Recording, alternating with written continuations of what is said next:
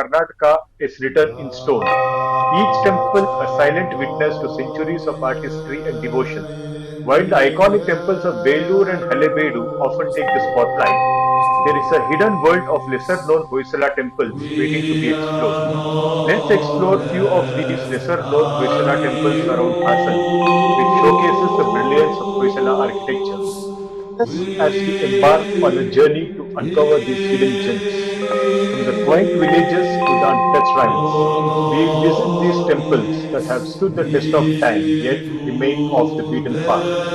These ancient temples present the struggle and perseverance of the craftsmen to create the perfect temple which we can see in Belur and Halebid, which have now become world famous. Hoysala dynasty, known for its intricate and unique style of architecture, created temples where history is carved in stone. Each temple tells a story with intricate sculptures, mythological depictions, and unmatched craftsmanship. Carved by the master sculptor Jagannathari, each temple showcases the grandeur of the temples and the culture of the Hoysala era. In this video, we will explore temples like the magnificent Lakshminarasimha temple in Nuggenhalli, the tranquil Veeranarayana temple in Belavadi, the forgotten masterpiece of Bucheshwara temple in Koravanagala, and the unique temple of Doddagadavalli, and many more. These are the treasures you won't find on a typical tourist map. If you are a history enthusiast, a cultural explorer, or someone who loves to discover the hidden corners of India, this video will take you through an unforgettable journey. Through the ancient halls and sacred shrines, we will bring to life the untold stories of these forgotten temples. This video, we will dive deeper into the history, explore the fascinating craftsmanship, and get up close with this lesser-known marvel. To explore the heart of Karnataka and uncover the timeless beauty of its hidden Hoysala temples. Don't forget to subscribe to the channel so you don't miss our upcoming journey into history and explore these wonderful temples.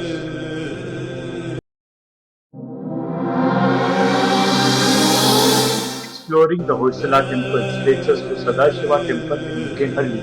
Built in 1246 by Bomma Dandanayaka, this temple combines an Ekuta and a Nagara style tower. This temple doesn't have any architectural carvings like other Hoysala temples. The temple entrance has statues of two guardians.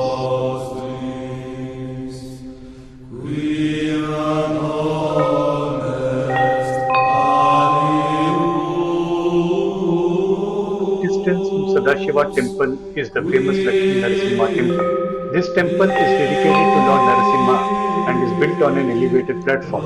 This temple has three sanctum sanctorums. The temple is adorned with different detailed carvings of various gods and stories from the Bhagavata are carved on the walls of the temple.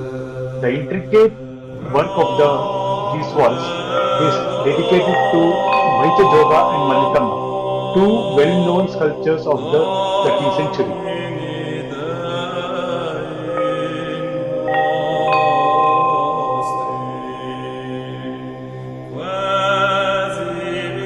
Next stop in our exploration takes us to Chennakeshava temple in Anekere. This temple is dedicated to Lord Vishnu and is supposed to be built by Hoysala kings between 1000 AD and 1300 AD. As seen with Sadashiva temple, this temple is also devoid of any architecture. This, as with other Hoysala temples, is also built as a single Ekakuta. The temple has a big courtyard and a large passage. The temple has a large kalasha which is carved, and this is supposed to be a unique feature of this temple.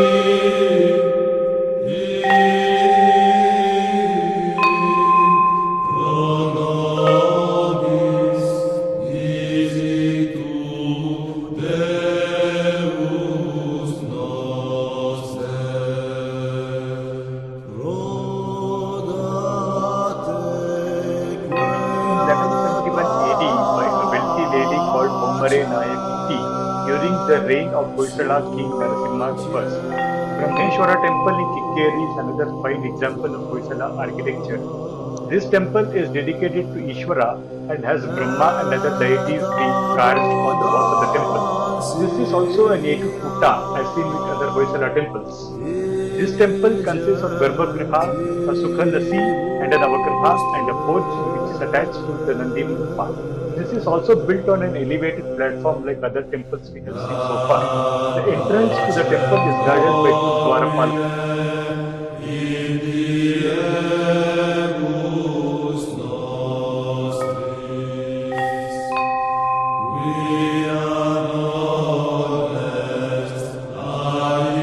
After completing my visit to Kikkeri, I headed to Mosale where we have Nageshwara and Chennakeshava temples which are dedicated to Shiva and Vishnu.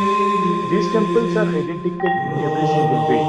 The temples represent Vaishnavism and Shaivism which was prevalent during the era when these temples were built. It is believed that these temples were built during 1200 AD during the reign of Hoysala king Veeraballala II. There are intricate carvings both inside and outside the temples, showcases the craftsmanship of the sculptures. The Chennakeshava temple also has a statue of Mata Vaishno Devi and few other unique sculptures that are unique only to this particular temple. The royal seal of the Hoysalas, the Gandaverunda, is also carved in these temples.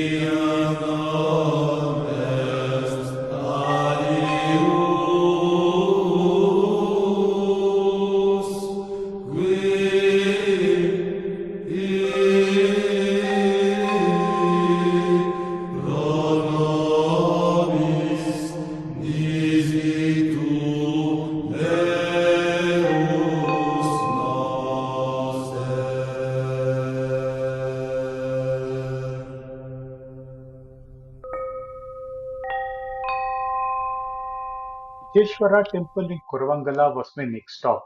This temple was built in 1173 AD by a rich officer called Buchira.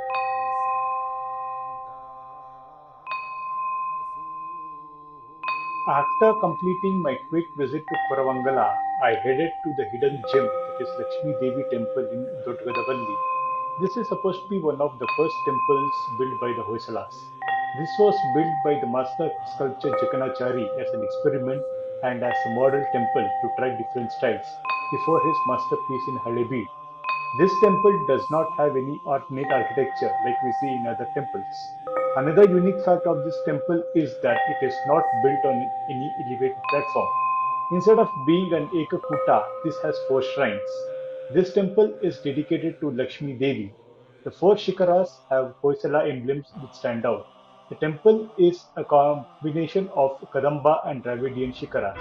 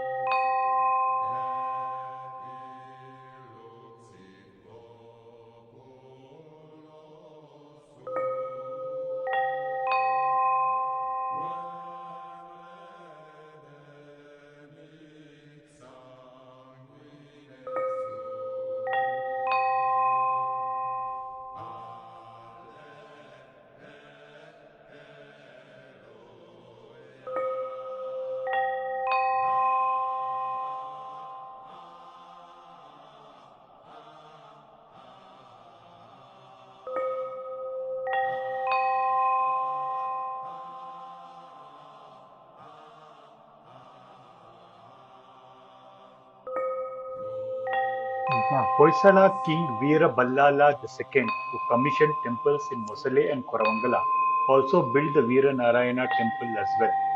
His successor Narasimha Balla added few parts to this temple. Built in 1200 AD, this is a Trikuta temple which is different from other Ekakuta temples we have seen. Intricate carvings can be seen on the walls and on the shikaras of the temple. There is a long Garbhagriha which leads us to the Sanctum Sanctorum. which houses the main deity of Lord Narayana. Stories from our Puranas have been carved on the walls of the temple. We can see the carvings present only on one wall, as the rest of the walls are empty.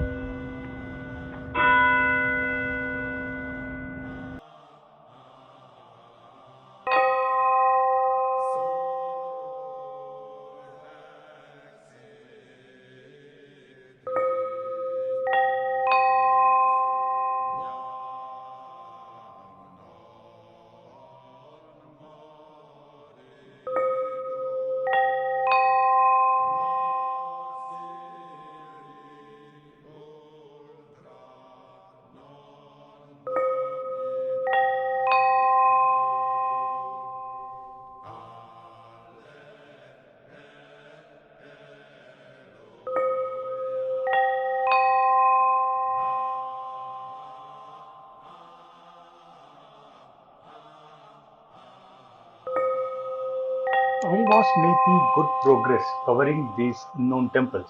My next temple to visit was another Lakshminarasimha temple in Javagal, thought to have built in 1250 AD by Veera. This temple is another Trikuta temple. We can see the progression of building temples from Ekakuta to Trikuta by the mid 13th century. This temple is another hidden gem which is worth visiting. The temple is built on a raised platform as with other temples, and there is a Sukhanasi and a Garbhagriha. Since this is a Trikuta temple, we have shrines for Sridhara, who is the main deity, Venugopala, and Lakshmi Narasimha.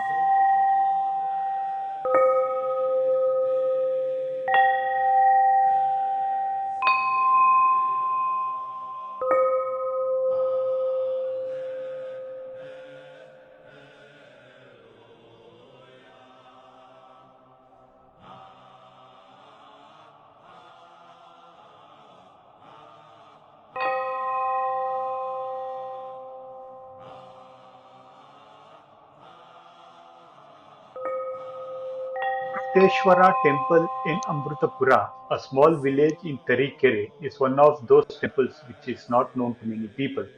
This temple was built in 1196 by the commander Amrutheshwara Dandanayaka, after whom the town is named. This is an Ekakuta temple. Malikamma, who was one of the prominent sculptors of the era, has sculpted this temple. We can see the carvings on the walls, and most of these carvings are in form of a crown or a kirita. Carrying on the theme of epics, you can see different stories being carved on the shikara and on the walls of the temple.